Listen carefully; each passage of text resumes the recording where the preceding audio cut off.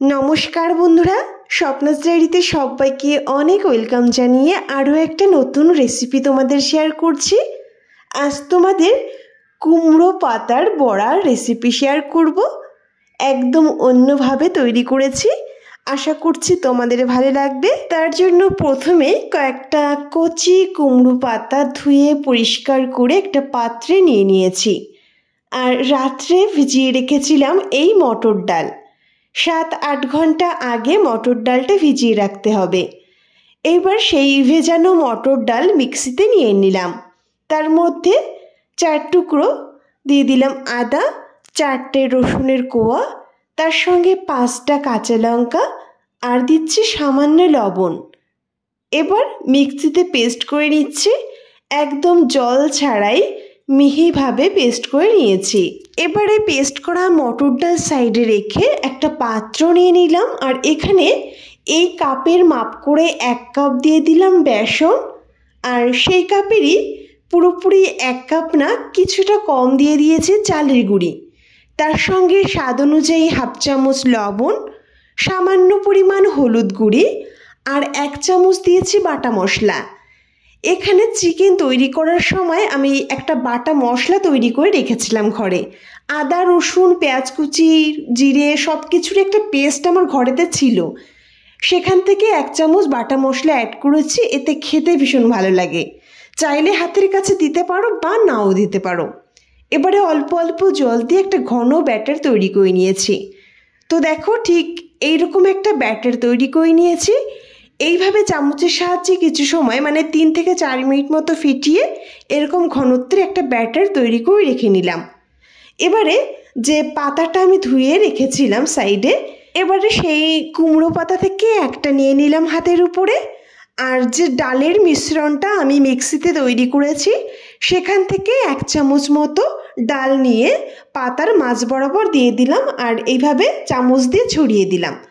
এবার যে বোটার কাছের যে অংশটা সেটা প্রথম মুড়িয়ে তার অপোজিট সাইড থেকেও একইভাবে মুড়িয়ে দিলাম আর ঠিক বিপরীতে যে পাতার অংশটা রয়েছে সেটাও ঠিক একইভাবে মুড়িয়ে এইরকম একটা চৌকো শেপের মতো তৈরি করে নিয়েছি। আশা করি তোমরা দেখে ভালোভাবে বুঝতে পারছো আমি কিভাবে বড়ার শেপটা তৈরি করলাম। একইভাবে আরও একটা তোমাদের তৈরি করে দেখাচ্ছি। দেখো পাতা যতটা পারবে কচি নেওয়ার চেষ্টা করবে, তাহলে কিন্তু খেতে খুব ভালো লাগবে। প্রথমে মাঝ বরাবর ডালের মিশ্রণটা দিয়ে বোটার সাইড থেকে আর অপোজিট সাইড থেকে এইভাবে মুড়িয়ে চারিদিক থেকেই এইভাবে মুড়ে একটা চৌকো শেপ তৈরি করে নিতে হবে। এইভাবে আমি সবগুলো তৈরি করে নিয়েছি। তো দেখো এক এক করে যতগুলো আছে আমি একই রকমভাবে তৈরি করে নিলাম। তো বড়ার শেপ একদম তৈরি হয়ে গেছে। এবার এই বড়াগুলোকে আমি ভেজে নেব তেলে। তার জন্য এই একটা বড়া প্রথমে যে ব্যাটারটা আমি তৈরি করে রেখেছিলাম সেই ব্যাটারে ভালোভাবে কোট করে নিতে হবে।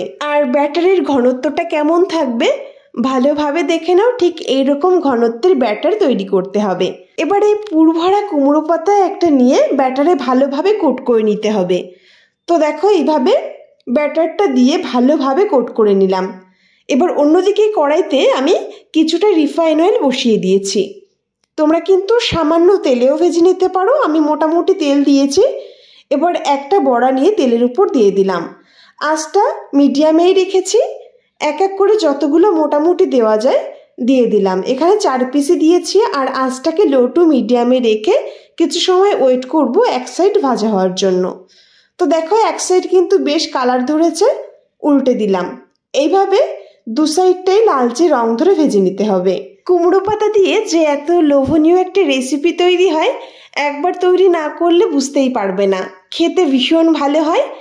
তো দেখো মিডিয়াম আছে দু সাইডটা লালচে রং ধরে ভেজে নিলাম। আঁচটাকে লো টু মিডিয়ামে রেখেই ভাজতে হবে, তা না হলে উপরটা কালার ধরে যাবে, ভিতরে ভালোভাবে ভাজা হবে না। তাই লো টু মিডিয়ামে রেখে অনবরত লালচে রং ধরে ভেজে নিতে হবে। তো দেখো বেশ কালার ধরে গেছে, এবার নামিয়ে নিচ্ছি। এইভাবেই সবগুলো ভেজে নেব। বাকি যেগুলো রয়েছে সেগুলো একই রকমভাবে কড়াইতে দিয়ে দিলাম। এক সাইড কালার ধরে গেলে উল্টে দিচ্ছি। দু সাইডটাই একই রকম লালচে রং ধরে ভেজে নিতে হবে।